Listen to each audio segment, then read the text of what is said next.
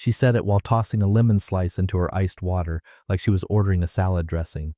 Jason's coming to the housewarming. We're friends now. Be mature, or we're done. That exact tone, light, playful, the way you'd talk about moving a chair to make room for a guest, not like she'd just invited the man she used to screw into the house I built with my hands. I was standing over a box labeled Tools was Fragile, holding a drill that had rebuilt 3 decks and 2 marriages, none of them mine. My first thought wasn't rage, it wasn't even sadness, it was clarity. So that's the test, not love, not partnership, just a low-grade psychological dare disguised as a party invite. I nodded, didn't even blink. She watched me, waiting for the reaction. I gave her none. That was mistake number 1 on her part. She thought silence meant permission. She walked out humming, something jazzy, something smug, and opened Pinterest on her tablet. Should we go navy blue for the place settings or gold? She asked. I didn't answer. When the front door clicked shut behind her, I pulled out the key ring from my jeans, the old set, the one with the storage unit tag still dangling. I'd kept that locker even after we downsized together, as she liked to phrase it to friends. Romantic, right? A man giving up space to move in with a woman who still took weekly calls from the guy who once threw her phone off a balcony during an argument. I drove across town, past the old firehouse where I used to drink coffee at 5:30 a.m., before pouring concrete, before the surgeries, before the reinvention of Marcus Domestic. Unit 145C still squeaked when opened.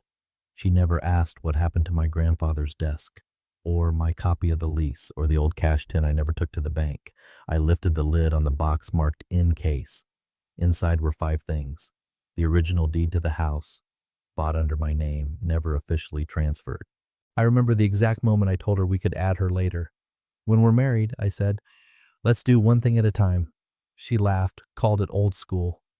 I was more right than I realized. The lease agreement for our new business venture, again, only my name. She was too busy managing the creative end to bother with paperwork. A photo of her and Jason from some New Year's Eve shoved in the bottom of a holiday box. She told me she threw out all the old stuff. But people don't throw away things that made them feel wanted. A sealed envelope marked "If I Go," written 3 weeks ago, before she even said the word housewarming. Call it gut instinct. A brass key she didn't know existed, to a condo in Arizona, mine. Bought silent, bought clean. I closed the box, locked the unit, and as I walked back to the car, something inside me clicked into place. This wasn't rage. This was alignment. It's strange how quickly you go from invested to detached, like watching someone else drown in a pool you just stepped out of. Before we continue, can I ask a small favor? Over 97% of you listen without subscribing, and honestly, that simple click helps our team more than you can imagine. If you're enjoying this, consider subscribing. It means everything. Now, back to the storm that was about to blow wide open in our living room. Later that night, I sat across from her on the couch while she debated appetizer spreads. Do you think charcuterie's too heavy? She asked. Depends who's chewing it, I said. She didn't catch the sarcasm. I watched her scroll through old messages. She smirked at one, then tilted the screen slightly out of my line of sight. That was mistake number 2. You don't hide what you're not tempted by. I already knew the one she was looking at, Jason, weeks ago on her birthday post. You still light up a room. She replied, then deleted it after I liked the comment. But the internet doesn't delete fast enough. Screenshot saved, just in case. Because this wasn't about a party, or a friendship, or even some immature fantasy of reconciliation. This was about seeing how far she could push before I broke. What she didn't know was, I don't break, I vanish. And I take everything with me. Jason was a name that came with sighs, not tears, not anger. Sighs, the kind you let out when you remember something that once made you feel powerful and foolish at the same time. He was complicated, Tessa would say, as if that word explained away every door slammed and every voicemail she used to replay twice. We had history. Sure, world wars had history. So do car accidents. In the beginning, I played the adult, nodded when she told me he still checked in once in a while, said it was about closure and maturity. I pretended not to notice the little shifts in her tone when she mentioned his name. soft, nostalgic, as if she were speaking in italics, but lately it had become less about mentions and more about shadows. She'd tagged me in 2 out of 10 posts, always the ones about food or furniture or the dog, never the ones about her, the selfies, the wine tastings, the accidental dinner shots with mutual friends. No mention of Mark. Jason, though, always lurking in the comments. Still got that smile, he wrote under a photo of her at some friend's rooftop party. She replied, LOL, behave. Then deleted it an hour later. I didn't even say a word, just hit the screenshot, saved it to a folder I labeled paint samples. Because if you're going to tear a wall down, you better know what color it used to be. I watched her carefully after that. The subtle makeup changes, the more daring tops, the sudden interest in early morning workouts when she hated waking up before 9. One afternoon, I caught her smiling at her phone like it had just whispered a secret. She noticed me watching and said, Maya sent me a meme. I nodded. Maya doesn't text. She voice messages. She was lying to me the way people lie when they're proud of it. Like the deception itself was a mark of personal freedom, so I stopped asking questions and started logging answers. I used to think trust meant giving someone the benefit of the doubt. Now I understand it's more about auditing the ledgers while they're still pretending to run the business.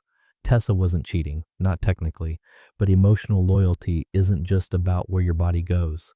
It's about who you perform for. She started curating her life again for someone who used to make her cry in restaurant parking lots. That's what made it worse. She wasn't even being tempted by someone worthy. She was regressing, and somehow she wanted me to clap from the sidelines. I remember sitting on the patio one evening as she FaceTimed her sister. I overheard, Jason's going to be at the party. I think it'll be interesting. Her voice had that upper register, the one she used when she knew she was towing a line and daring someone to call it out. I looked at the bottle of scotch in front of me, the good one, the one I was saving for the night we closed escrow. I poured a glass and drank to the fact that I wouldn't be around to see her try to make nostalgia look like growth. The next day, she asked if we could do a new photo wall. Our journey in pictures, she said. I handed her a USB stick and said, be my guest. What she didn't realize was that I'd removed every picture of me after month 6, because that was when I stopped showing up in her life. Even if I was still standing right beside her, she thought I didn't notice. But I'd already mapped every inch of my escape, not through her lies, but through her silences. And that's where the real betrayal lived, not in what she said, but in what she left out. The drive to the storage unit was quiet, not the peaceful kind, more like the silence you get before a controlled demolition. You don't hear the blast until the building's already leaning. She was home, somewhere between Pinterest boards and canapé recipes. I told her I was picking up light bulbs. She kissed my cheek and said, get the warm ones. Jason says they're better for ambiance. Then giggled like it was an inside joke. It was, just not one I was part of. The box was there, exactly where I left it, corner of Unit 145C, beneath a wool coat no one wears in Arizona. I pulled it out gently, almost reverently. The top was marked in my handwriting, in case. It used to mean in case of disaster. Now it meant in case of clarity. I cracked the seal. The first thing I touched was the house deed, still under my name, as it always had been. Tessa never asked to co-sign, not because she trusted me, but because she thought she didn't need to. That's the quiet arrogance of someone who's used to being adored and rarely held accountable. Then the lease for our shared business venture, the one she bragged about over wine tastings and Zoom calls, all sweat equity from her, all real equity from me. The lease was inked solely in my name. She liked the title co-founder, but when it came time to put money down, she had expenses.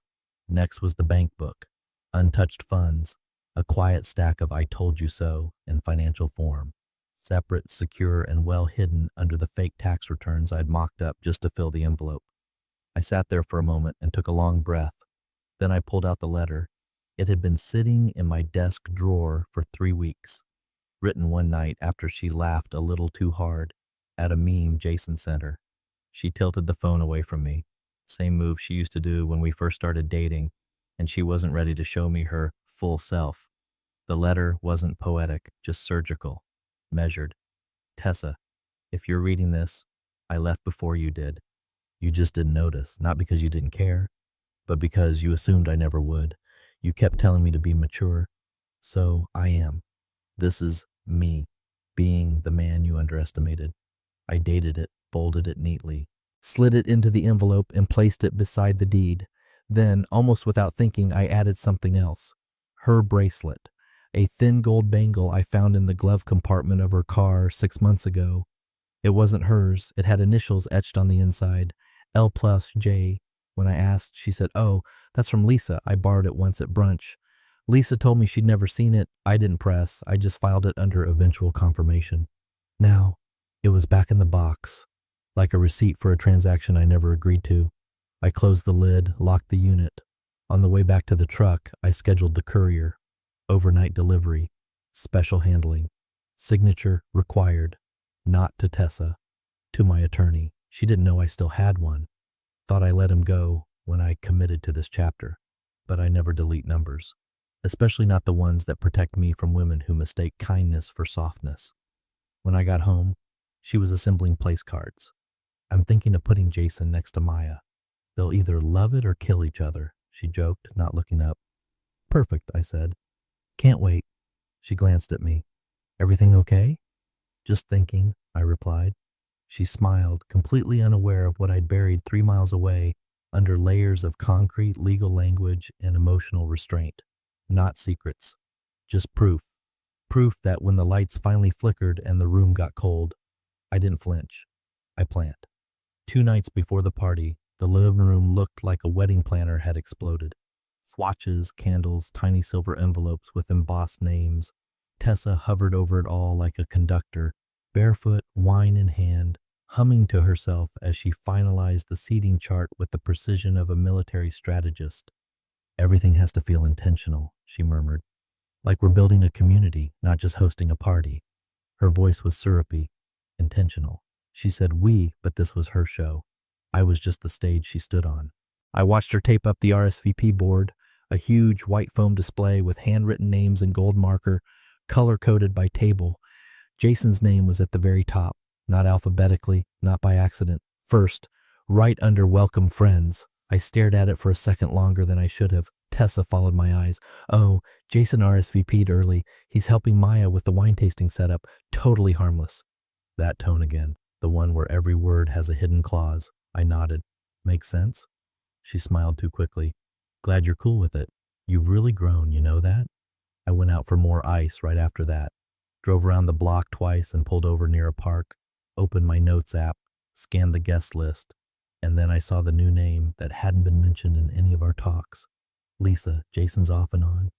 Mostly off, but still close enough to be in Tessa's phone under don't answer. I called Maya. She always overshares when she drinks. Hey, is Lisa coming to the party? I asked casually. Huh? Oh yeah, didn't Tessa tell you? Jason asked if he could bring her. She was weird about it, but then said, sure, why not? Kinda awkward, right? Yeah, I said, real awkward. So that's how it was going to play out. Jason up front. Lisa added late, me placed somewhere nearby, probably across the room, far enough to simmer, close enough to observe.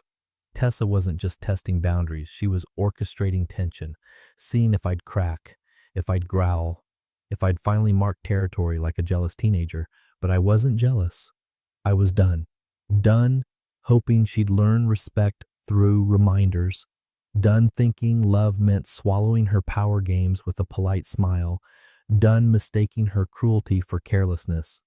Jason wasn't a threat. He was a mirror, a living, breathing version of what she still wanted approval from. She could have chosen anyone else to represent her past, but she chose the one person I'd never fully be. Unpredictable, dramatic, emotionally reckless. It wasn't a dinner guest list, it was bait, and I wasn't biting. I walked back into the house to find her trying on earrings. These are the hoops, she asked, holding both up. Whichever you want, I said. She turned to look at me, slightly suspicious of my calm. You're being very chill about all this, she said. You told me to be mature. Her smile faltered just enough to tell me she hadn't expected compliance. She expected conflict. And that was the problem. She needed the friction, needed to watch me squirm. But I'd already burned the fuse and stepped back. That night, after she fell asleep, I sat in the office and pulled out the envelope again. Inside was everything ready to go. Withdrawal letters from the joint venture, a certified copy of the house deed with my signature to revoke shared interest, and the photo of the ring I'd been hiding in the garage. All that was missing now was the final push, the handshake. Jason would arrive. He'd smile like a man who knew he had an audience, and I'd give him exactly what he came for. Center stage, then I'd walk right off it, let her explain to Lisa why the housewarming turned into a funeral, let her sip wine with Jason and wonder when it all started to fall apart.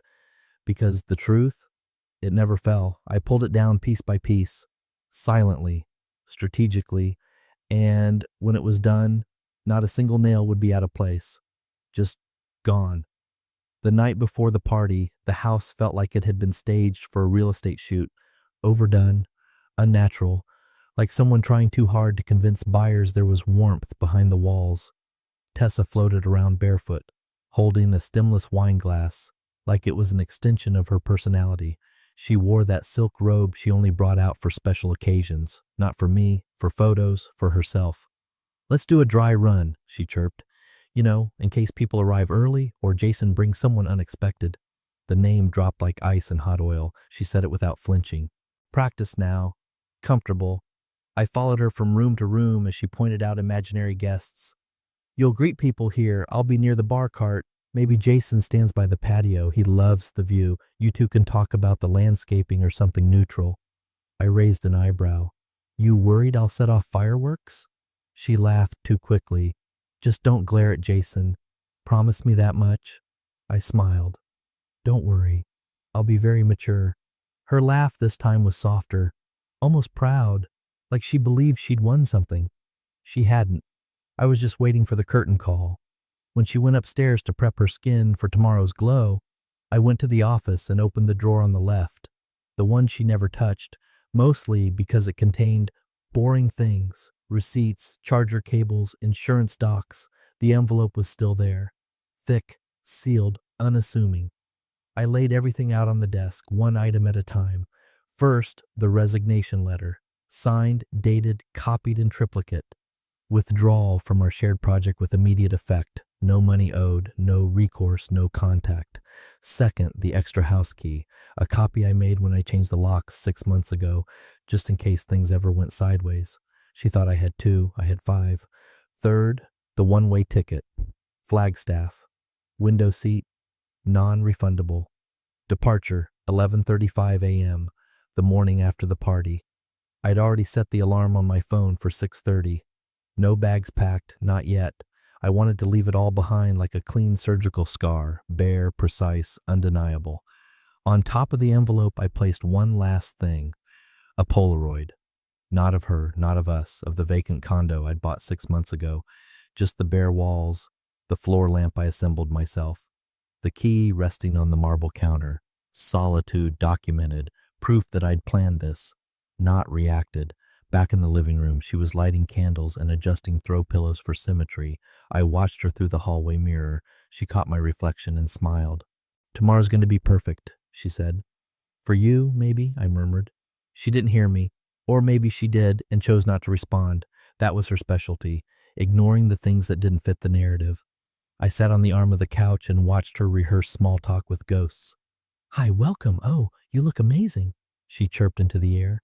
I imagined Jason walking through the door, him scanning the room for his spot, her lighting up like a marquee. Then I pictured my hand reaching for his, the moment our palms touched, the split second where the entire illusion cracked. Everything was in place. The paperwork, the exit strategy, the silence she wouldn't know how to fight. She thought she was orchestrating a performance. She didn't realize I'd already written the final scene, and all I needed was a handshake. The doorbell rang at 7:04 p.m., 4 minutes past start time, right on cue for dramatic effect. Tessa had been pacing for the last 15, fluffing pillows that were already fluffed, checking her lipstick and every reflective surface. The wine bottles were uncorked and breathing. Her playlist was looping some faux French jazz, and she'd just adjusted the RSVP board for the 3rd time. "Relax," I said from the kitchen, sipping bourbon. "It's not a product launch." "It's important," she replied, smoothing her dress again. "It's our home." I didn't answer, just watched her perform.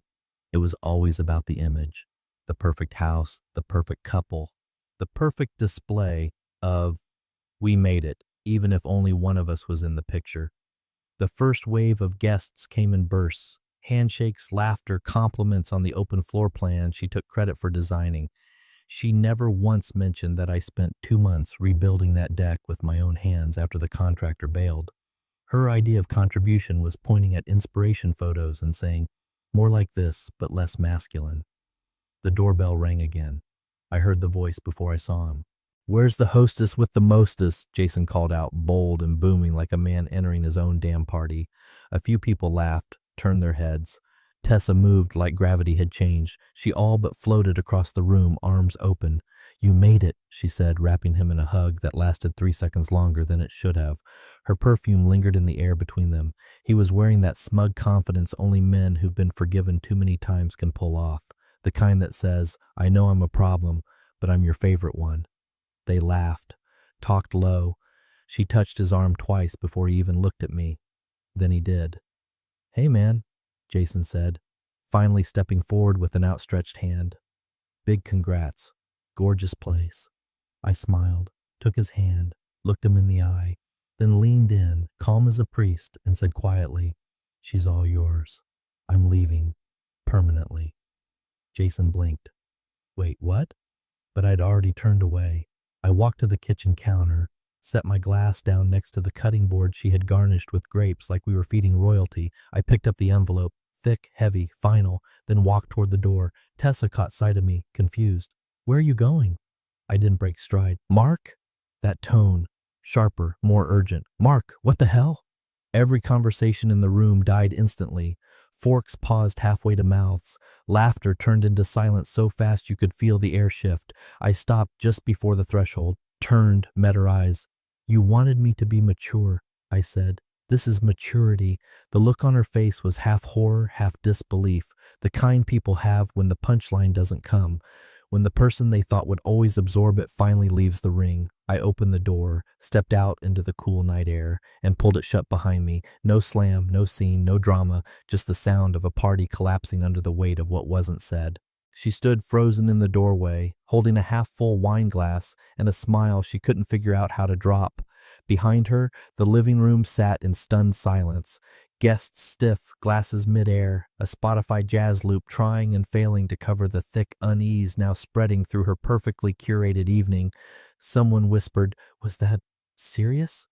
Another replied, "I think he just left, like really left." Tessa blinked twice, then bolted. "Mark," she called, already halfway across the threshold. Her heels snapped like gunfire against the stone path. "Mark, what the hell is this?" I kept walking, hands in pockets, street lights ahead glowing like finish lines. She caught up, breath sharp, voice louder. "You're making a scene." "No," I said without turning. "You already made it. I'm just leaving the stage." "You're overreacting." "It was a party," she snapped, grabbing my arm. Her nails dug into my jacket, a reflex she didn't realize she had. "This is insane."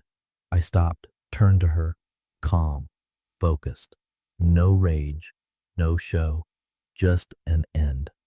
I handed her the envelope. "You wanted maturity," I said. "This is it." She stared at the envelope like it was ticking. "What is this?" "I'm not fighting over you with a man you invited into our home like a test. I'm not 15. I'm not going to puff my chest out at your ex for your entertainment."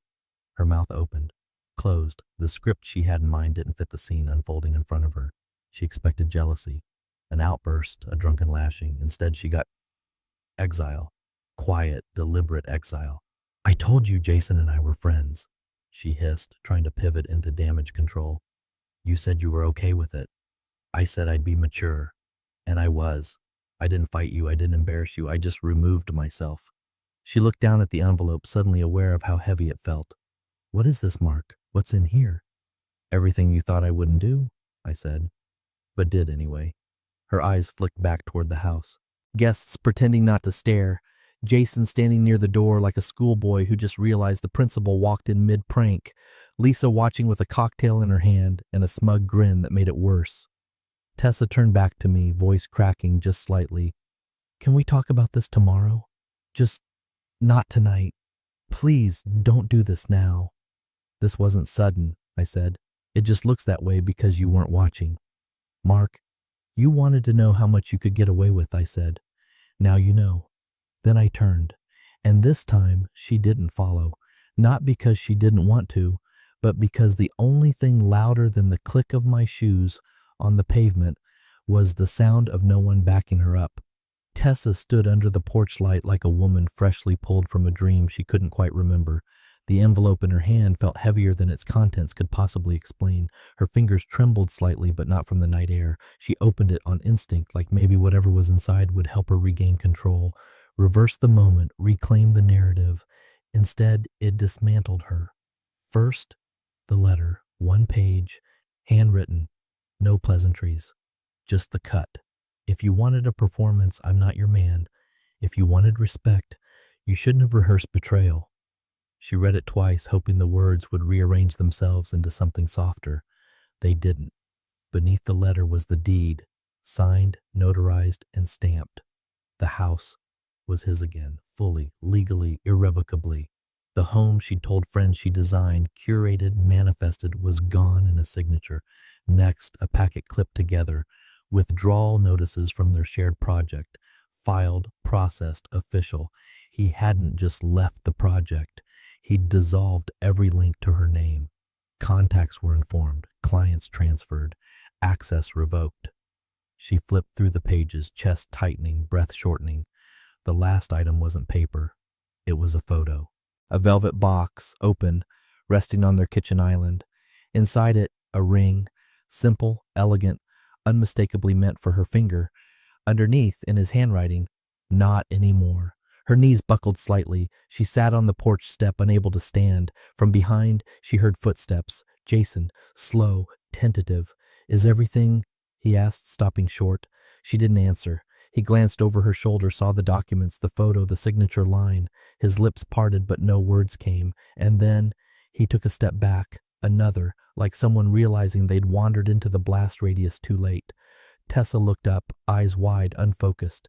He planned this, she whispered. He had it all ready, for weeks. Jason didn't speak, just nodded once and took another step backward toward the door. Inside the house, the party had collapsed into a hushed buzz. No music, no chatter, just the clinking of glasses being awkwardly placed down and a few guests gathering coats, whispering excuses.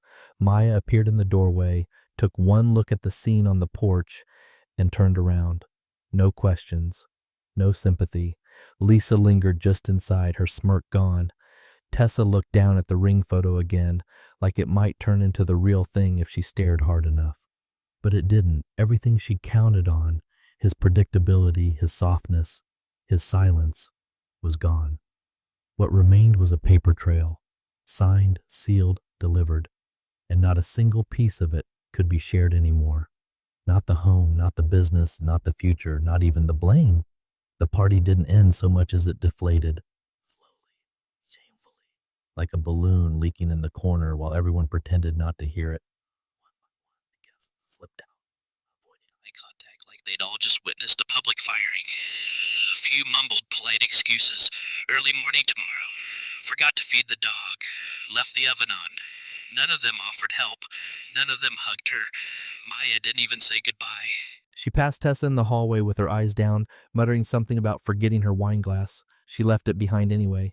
Lisa stayed longer than she should have, maybe out of curiosity, maybe because watching someone else's humiliation unfold in real time was her version of dessert. She sipped from a lukewarm cocktail and leaned against the doorframe with the confidence of someone who'd seen enough bad endings to know when one was final. She looked at Jason, who hadn't moved from his awkward hover near the entryway. "You didn't know he'd do that?" she asked, brow arched. Jason exhaled slowly, rubbing the back of his neck. "Nope," he said. "Guess he was more mature than both of us." Then he turned and walked out without another word. No hug, no smug comment, not even a glance at Tessa. That stung. She closed the door behind him and stood in the silence he left behind. Outside, the last car engine hummed, then faded. Inside, the playlist Mark had made weeks ago still looped quietly on the Bluetooth speaker. His taste, his tempo, tracks selected to create a mood that no longer fit the room. Smooth jazz now sounded sarcastic. She walked to the speaker, paused, then let it play. Turning it off felt like admitting he'd been the only one who brought ambiance to the evening. In the dining room, half-finished champagne glasses lined the table like ghosts. Cheese plates sat untouched. The RSVP board was still pinned to the wall, Jason's name proudly at the top. She stared at it, then ripped it down, leaving a torn corner behind. Upstairs, she changed out of her dress and slipped into the robe she wore the night before, the one he'd watched her float around in, rehearsing for a future that no longer existed. It felt heavier now, like a costume with no performance. She sat on the bed, opened her phone, scrolled past Mark's name, still pinned to the top. She paused on Jason's, hovered, then hit delete contact. A prompt appeared. Are you sure you want to delete Jason? She pressed yes before the question finished forming. But the damage wasn't in the phone, it was in the silence of the house. Half unpacked, half claimed. There were boxes he hadn't touched because he'd known. Rooms left unfinished because he'd already planned to leave them behind. The wine rack still had the bottle they were going to open the night after the party. A Pinot he'd said reminded him of their first trip to Oregon. She looked at it like it belonged to someone else. Because now it did. She walked room to room, turning off lights. In the office, the chair he always used was gone. The drawer where the envelope had been now sat open, empty.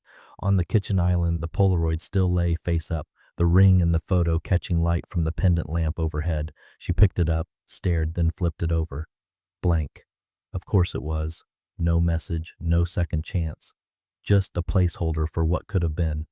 By the time she crawled into bed, the house no longer felt like hers. It was a showroom with no buyer, a celebration without a reason. And somewhere, probably on a plane, Mark was already sleeping soundly. No regrets, no explanation owed. He had given her exactly what she asked for, maturity, and in return, taken everything she thought he'd never walk away from. 3 days passed. No calls, no emails, no messages, not even a forwarded bill or forgotten sock. Tessa checked her phone obsessively the first night, left the ringer on, slept with it under her pillow like a teenager praying for some miracle apology text that would unravel what had so efficiently come undone. But Mark didn't text, because Mark didn't need to. The silence was louder than any fight they'd ever had, and she'd started most of them. By the third morning, the ache in her chest had shifted. No longer panic, no longer disbelief, just a dull throb of reality settling into its rightful place. She stood in the kitchen with her coffee, watching the sun rise through a window that used to feel warm. The house had taken on a new echo. Every footstep bounced back, unanswered. Every cupboard door sounded like a closing argument. She stared at the fridge. There was a crooked magnet still holding up a dry cleaning receipt from 2 weeks ago. Mark had left that too, not by mistake. That afternoon, the doorbell rang. A small envelope sat on the mat. No stamp, no sender, just a postcard tucked neatly inside. She pulled it out and felt the familiar churn return. The front showed the Arizona desert, red rocks under a vast sky, solitary, still, too beautiful to feel empty. She flipped it over. One sentence. You wanted the party. I wanted a partnership. We both got what we deserved. No signature. She read it 3 times, her throat tightening with each pass. There was no blame in the message, no venom, no hope either. Just closure, real closure. The kind you don't respond to because there's nothing left to say. She stood in the living room surrounded by unpacked boxes and borrowed furniture. The RSVP board was gone. The menu cards burned, even Jason's number deleted. None of it helped. None of it fixed the fact that Mark was gone. And not just in the logistical sense. He'd taken the version of himself she'd always assumed would be there. The fallback man, the fixer, the silent partner who'd pick up after her indulgences, forgive her mood swings, absorb her rehearsals for drama like some emotional stunt double. But she hadn't realized the silence wasn't surrender. It was sharpening. It was planning. And now all that was left of him was a single sentence on a postcard, and a silence so complete it echoed in her bones. She placed the card on the mantel, right where she used to keep scented candles and curated travel books she never read. This would stay, not as a reminder of him, but as proof. Proof that someone had once loved her enough to build a life beside her, and then respected himself enough to walk away when she tried to make him compete for his own dignity. She didn't cry, she just stood there, understanding finally what maturity really meant. It wasn't staying calm during conflict. It wasn't swallowing pain to keep the peace. It was exit, the clean kind, the irreversible kind, the kind that doesn't slam doors because it doesn't need to. And for the first time in her life, Tessa understood the opposite of noise isn't silence, it's absence.